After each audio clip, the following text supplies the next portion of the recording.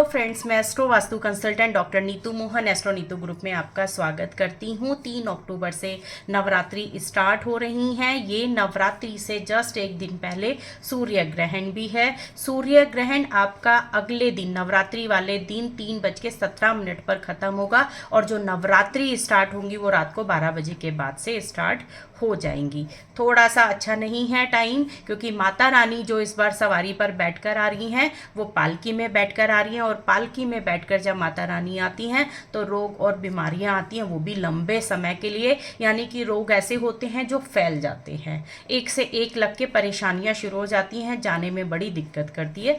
थोड़ा सा अलर्ट रहने की ज़रूरत है। 3 अक्टूबर से शनि भी अपना जो नक्षत्र परिवर्तन है वो कर रहे हैं। शनि अपने शतभिषा नक्षत्र में, राहु के नक्षत्र में आने वाले हैं। शनि और राहु का कॉम्बिनेशन इधर बैठ जाएगा। माता रानी जब आएंगी सवारी करते हुए पालकी में, वो भी एक गलत कॉम्बिनेशन है। जो नवरात्रि स्टार्ट हो रही हैं वो भी ग्रहण काल से ग्रसित होने पर हो रही हैं।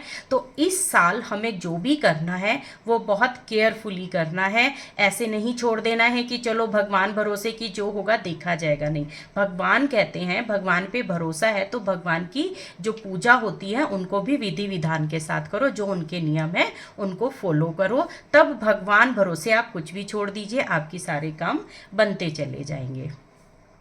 नवरात्रि में सबसे पहली चीज हमें क्या करनी होती है कि एक हमें स्थापना करनी होती है, जो कि मैंने अपनी एक वीडियो में बता दिया है कि कैसे आपको कलश स्थापना करनी है।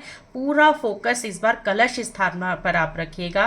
कलश स्थापना करते वक्त आप 3-4 चीज़ों का, बहुत लोग बहुत सारी चीज़ें बताते हैं, हल्दी डालिए, ये डालिए, लेकिन हमें सब्जी नहीं बनानी है। यहाँ पे हमें जिस चीज़ से परेशानी है या जिस चीज़ की हमारी इच्छा है उन चीज़ों को करते हुए ही हम कलश के अंदर चीज़ें डालेंगे।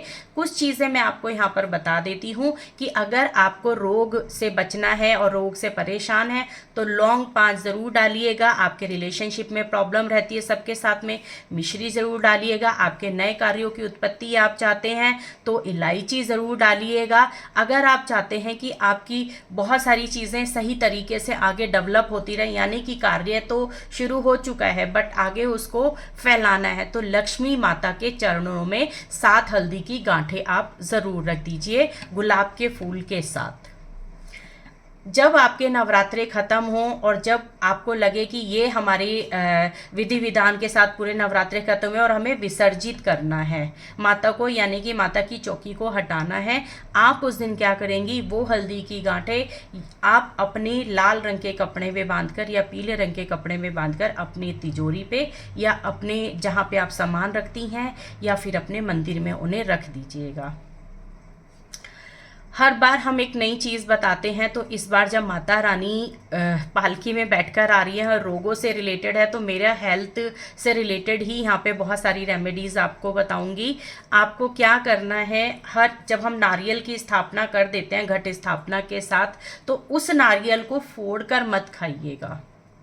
उस नारियल को फोड़ के खाने से मतलब होता है कि आप अपने आप ही बीमारियों को दावत दे रहे हैं। हर एक वीडियो में आपने सुना होगा कि कलश पे जो हम नारियल रखते हैं उनको लिटा कर रखिएगा, कोई कहता है खड़े होकर रखिएगा। देखिए, मैं आपको रीज़न बताती हूँ कैसे रखना है। दोनों तरीके से रख सकते हैं। अगर आप खड़े करके नारियल को रखते हैं, यानी कि नारियल का मुख ऊपर रखते हैं कलश के ऊपर, तो उसके ऊपर हल्दी ज़रूर लगाइएगा या फिर पीला चंदन लगाइएगा। अगर आप लिटा कर रखते हैं तो नारियल का मुख अपनी तरफ करके रखिएगा, तो भी आपको कोई परेशानी नहीं होगी। आप किसी भी दिशा में रखिए, आप जहां पर बैठेंगे पूजा करने के लिए, नारियल का मुख लिटा कर रखने वाले नारियल का मुख आपकी तरफ होना चाहिए, तो भी आप किसी बीमारी से ग्रसित नहीं होंगे। ये 2 चीज़ें इस बार ज़रूर करिएगा। ये एक रेमेडी की तरह आपको मैं बता रही हूँ, क्योंकि ये साल ही कुछ ऐसा जाने वाला है। अगर शनि राहु के नक्षत्र में आ रहे हैं तो आप एक काम ज़रूर करिएगा। लास्ट डे जिस दिन भी आपका अष्टमी की पूजा करते हैं, नवमी की पूजा करते हैं, आप उस दिन आपके परिवार के जितने भी मेंबर हैं, जितने भी लोग हैं आपके परिवार में, हर एक के नाम का एक नारियल ये पूरे 9 दिन माता के चरणों में ज़रूर रखिएगा। और जिस दिन आपकी पूजा लास्ट में हो रही हो, उठाकर इनको खाना नहीं है, इनको गंगा में या फिर किसी पानी में या किसी नदी में या फिर मंदिर में जाके, माता के मंदिर में जाके इनको रख कर आना है। ये पूरे 9 दिन आपको अपनी पूजा में रखने। सिंपल नारियल जो कि पूजा में रखे जाते हैं, जो कि हम कलश पे रखते हैं, 4 मेंबर है, 4 नारियल रखिएगा। हर एक का नारियल को मिलाना नहीं है, चाहे उसके ऊपर आप नाम लिख दीजिएगा पेन के ऊपर से या लाल रंग की रोली से। और उसको कैसे बांध के रखना है, उसको मोली में ही बांध के रखना है। और जिस दिन आपकी लास्ट पूजा हो उस दिन जाके उसको प्रवाहित कराइए या मंदिर में रखाइए। ये आपको लंबी बीमारियों से और जो अचानक से उतार चढ़ाव इस साल में दिख रहे हैं, उनसे आपकी रक्षा करनी शुरू कर देंगे। स्वास्तिक आप अपने घर के दरवाजे पे पहले ही नवरात्रे पे बना दीजिएगा, क्योंकि स्वास्तिक काफ़ी सारी चीज़ों का मिलन होता है।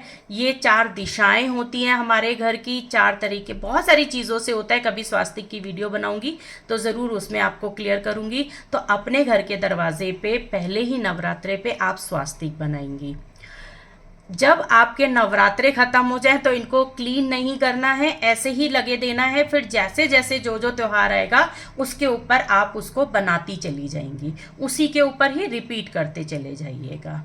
ये आपकी रक्षा करेगा, यानी कि जो बाहर की नेगेटिविटी इस बार हम लोगों को आते हुए दिख रही है, ना चाहते हुए भी आपके ऊपर कुछ ना कुछ नेगेटिव हो सकता है, उनसे आपको सेफ साइड करके चलेगा।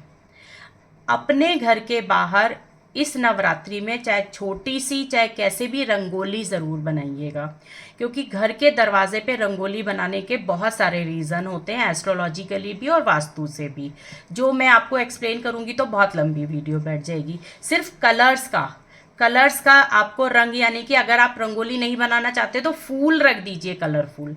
अगर आपके बहुत 4-5 कलर्स हैं तो उनको एक साथ रख दीजिए, पर कुछ ना कुछ रंगोली का आइटम आप करिएगा ज़रूर।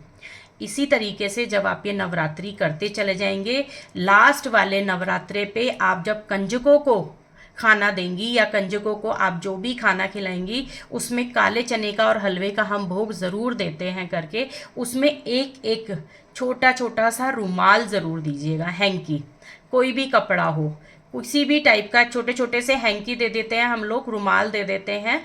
तो यहाँ पर क्योंकि शनि और राहु और विनस का एक कॉम्बिनेशन निकल के आता है लास्ट वाले दिन पे, तो माता रानी होते हैं और आपने उनको माता रानी की तो या तो चुन्नी आप दीजिए लाल रंग की, नहीं तो लाल रंग के हैंकी उनको दे दीजिए, दोनों इक्वल ही कार्य करते हैं।